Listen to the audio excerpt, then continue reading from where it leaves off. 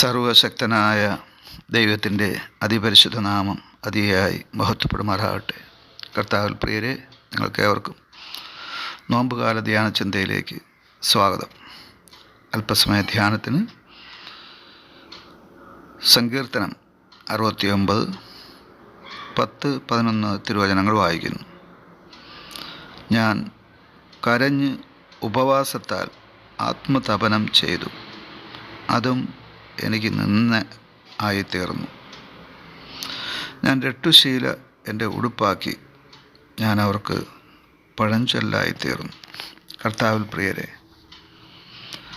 നാം വായിച്ചു കേട്ട സങ്കീർത്തനങ്ങൾ 69, 10, 11 തിരുവചനങ്ങളിൽ നോമ്പിൻ്റെ രണ്ട് വിപരീത ഫലങ്ങളാണ് നാം കാണുന്നത്. നോമ്പനുഷ്ഠാനത്തിലൂടെ അനേക നന്മകൾ ലഭിക്കുന്നുണ്ട്. എന്നാൽ ഇവിടെ നോമ്പിൻ്റെ രണ്ട് വിപരീത ഫലങ്ങളാണ് നാം കാണുന്നത്. ഈ വിപരീത ഫലങ്ങൾ നോമ്പിലൂടെ പ്രാപിച്ച സങ്കീർത്തനക്കാരനായ ദാവീദിൻ്റെ അനുഭവമാണ് ഇവിടെ രേഖപ്പെടുത്തിയിരിക്കുന്നത്. അദ്ദേഹം തൻ്റെ ജീവിതയാത്രയിൽ നോമ്പിന് അഥവാ ഉപവാസത്തിന്, ആത്മതപനത്തിന് ചില നാളുകൾ തന്നെ സമർപ്പിച്ചു. എന്നാൽ അത് തനിക്ക് നിന്ദയ്ക്ക് കാരണമായി തീർന്നെന്നാണ് ആദ്യമായി ഈ വചനത്തിൽ രേഖപ്പെടുത്തിയിരിക്കുന്നത്.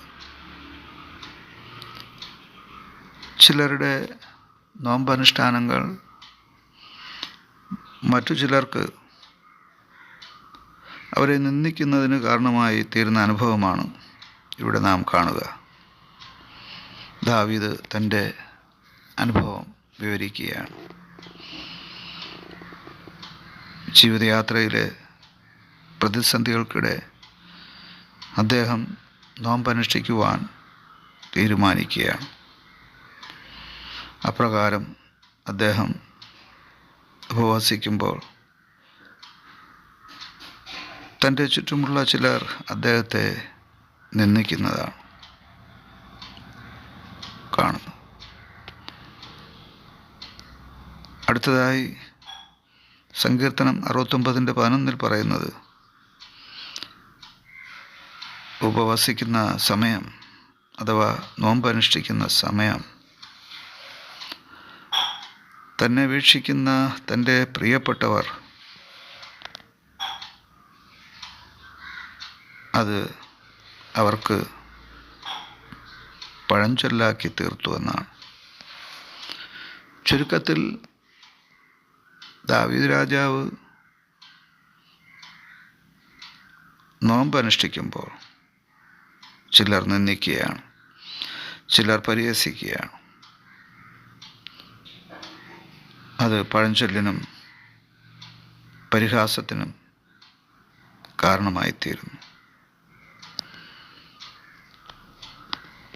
ഓരോ സൽപ്രവൃത്തിക്കും അതിൻ്റേതായിട്ടുള്ള അനന്തരഫലങ്ങൾ ലഭ്യമാണ്. ഇതോർത്താൽ നാം മറ്റുള്ളവരുടെ നിന്ദയും പരിഹാസവും കുറ്റപ്പെടുത്തലും ഒക്കെ കണ്ടുകൊണ്ട് സൽപ്രവൃത്തികളിൽ നിന്ന് അഥവാ നോമ്പനുഷ്ഠാനങ്ങളിൽ നിന്ന് പിന്തിരികയില്ല. യഥാർത്ഥമായ ഉപവാസം അനുഷ്ഠിക്കുവാൻ സമർപ്പിക്കുന്നവർക്കെല്ലാം തടസ്സങ്ങൾ ഉണ്ടാവുക സ്വാഭാവികമാണ്. അതുകൊണ്ട് തന്നെ എന്തെല്ലാം തടസ്സങ്ങൾ വന്നാലും അതെല്ലാം അതിജീവിച്ചുകൊണ്ട് നോമ്പുകാലാനുഷ്ഠാനങ്ങളിൽ പ്രാർത്ഥനയ്ക്ക്, ആത്മതപനത്തിന്, ശുദ്ധീകരണത്തിന് തങ്ങളെ തന്നെ സമർപ്പിക്കുവാൻ പരിശുദ്ധാത്മാവ് ഇവിടെ ഉപദേശിക്കുകയാണ്. ആമേൻ. വിശുദ്ധ ജാതിന അവനവകാശമാ ജനം നാം. യഹോവാ ദൈവമാം വിശുദ്ധ ജാതിന അവനവകാശമാ ജനം നാം.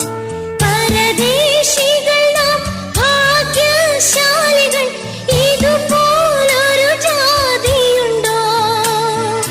യഹോവാ ദൈവമാം വിശുദ്ധ